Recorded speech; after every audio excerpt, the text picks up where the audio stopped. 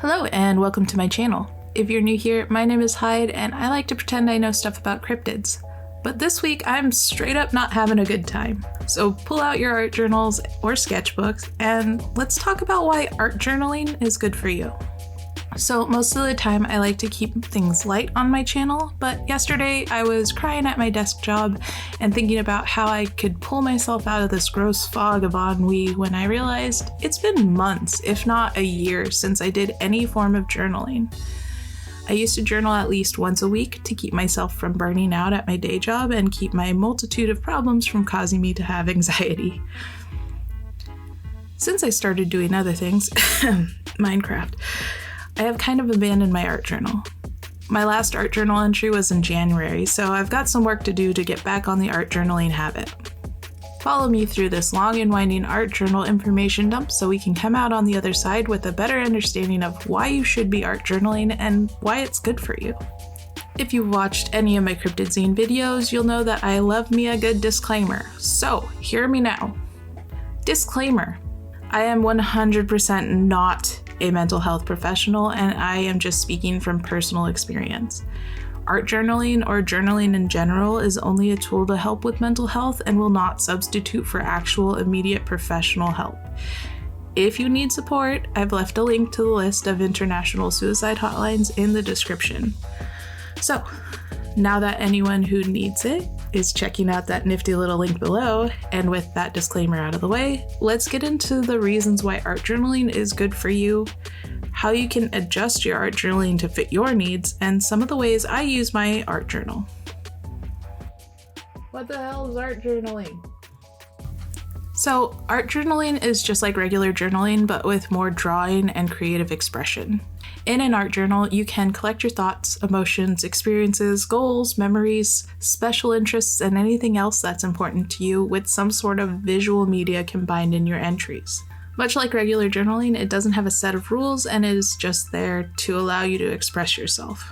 You don't even have to draw or paint in an art journal. If you want to pack your pages full of magazine scraps or stickers, that's up to you. Basically, anything that you add onto a page is considered an art journal. Super helpful, I know. But let's get into why art journaling is good for you, particularly your mental health, but we'll sprinkle other benefits in there too. Number 1, art journaling is relaxing and it helps with stress reduction. This runs in line with why it's good to make ugly art. Putting stuff down on a page without an overall goal or expectation is meditative and allows your brain to rest or reset.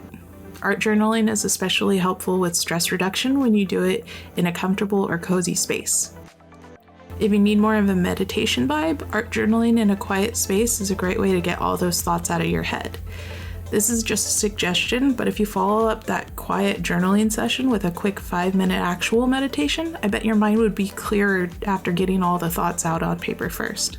And I actually might try that. Number 2, art journaling helps with reflection and practicing gratitude. If you're like me and have terrible memory for things that happened in a day, then reflection and practicing gratitude are a must for good mental health. Keeping a log of what happened in your day will help you exercise your memory muscle, and it will potentially help your memory. This is totally dependent on what is causing your bad memory, but it's still nice to have a written log of what happened so you can look back on it when you want. For some cosmically tragic reason, bad things are easier to remember than good things. Luckily, practicing gratitude is a great way to retrain your brain to look for the positives and to hold on to the pattern of good stuff equals good brain feels.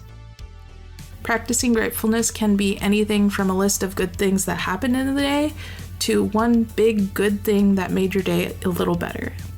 Even if it's something like seeing a flower on your walk home, writing it down will solidify that happiness in your mind and allow your brain to look for more flowers on your next walk. This stuff works for me. Remember, if it's cheesy and it works, it's not cheesy, kinda. Number 3, art journaling helps identify and process emotions at a better pace.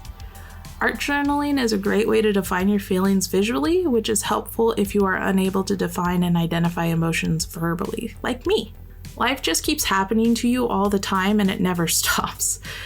By taking a moment out of your day to hit pause and look back at what just happened, You can identify emotions, come to terms with what happened in your day, and reflect on how you reacted or how you should have reacted. This is especially helpful because our brains as learning machines will take this information that we're reflecting on and use it for future applications.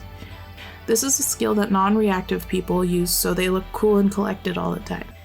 If you're a reactive person like me, this is a very good thing to include in your art journal.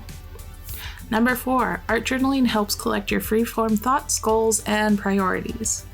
Post-it notes are my worst enemy and my best friend at the same time.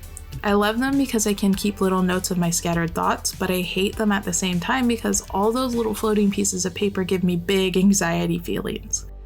Art journals are a good place for those thoughts or even those post-it notes that you can't seem to stop making. Any random thought or not so random fixation that you have in your head can be put into your art journal. If you have goals that are nagging at you but you can't find time to start them, keep them in your journal for later. It's a good thing to look back at your old art journal entries and see what was most important to you at the time. If you see something that is still super important to you, pick it back up. If your old priorities seem random or trivial, then pat yourself on the back. You've evolved, probably into some ridiculously fabulous evolution. Either way, your art journals are kind of like full-page, neatly collected giant post-it notes. You can use them accordingly. And to add my favorite point to anything that I'm trying to promote, Number 5, art journaling is super freaking fun. No matter what you're putting on the page, yes, even when you're super sad and scribbling through your tears, art journaling is fun. Putting marks down from your mind that allows you to be yourself is a great feeling. Being able to info dump about something that would leave an acquaintance or a friend wide-eyed and or deadpan bored is so extremely fun, I can't even explain it. Have you ever had a random thought that you couldn't fully explain to someone without sounding super weird? Side note, there's no such thing as super weird, but go with me. Add that super weird thought to your journal and have fun illustrating it. Take the freedom that you have in your art journal and have fun with it. Finally, to give you some inspiration or just to give the nosy people what they want, let's go over some of the things that I specifically put into my art journal. First, date, day, time, and weather. This is how I start every journal entry. The date and day are common, just to know what I was doing on what day. The time and weather are a little harder to explain.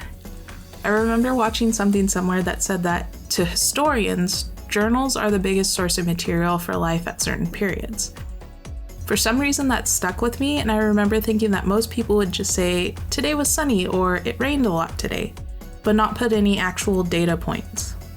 As a person who is unashamedly trying to get into the history books, I thought I should be the person to give some historian hundreds of years in the future the most information about my area's weather. This is probably never going to happen, especially because the internet and recording devices work, but I can still dream. The weather also evolved into tracking my moods when I noticed patterns between my mood and the weather. Now they're good data points for me to understand how I'll handle my day emotion-wise. Next, mood. To me, paying attention to my moods is very important for various reasons. To keep from oversharing or trauma dumping, it just helps me lead to a better quality of life if I keep track of how I'm feeling. In general, though, mood tracking is good to understand your natural patterns in mood and what factors lead to different emotions. As a result, this will help you manage your emotions better and even help understand why certain things make you feel certain ways. Next, one good thing, how I felt and my interaction. This is one of the most important for my quality of life because, like most humans, I tend to retain bad and forget the good things that happened in the day. Although it's a normal human reaction, allowing this behavior trains your brain to keep track of the bad and not the good. If you practice looking at the good things, you'll retrain your brain to keep track of the good things. Because I'm super bad at identifying emotions and why the emotions are happening to me, I also keep track of how I felt when the good thing happened to me and what I did to make the good thing happen. Unfortunately, most of the time, the interaction that causes the good thing to happen is stepping out of my comfort zone. Curse this human brain of mine. After those things, I don't really have a plan. I usually keep track of any updates that I have in my life. Anything that I'm grateful for will be added somewhere to the journal page. If I've had a really good meal that day, I'll redraw it and label the things that were in it. I usually put if I've exercised that day just because it makes me feel proud of myself. Any bonus good things will go on the page.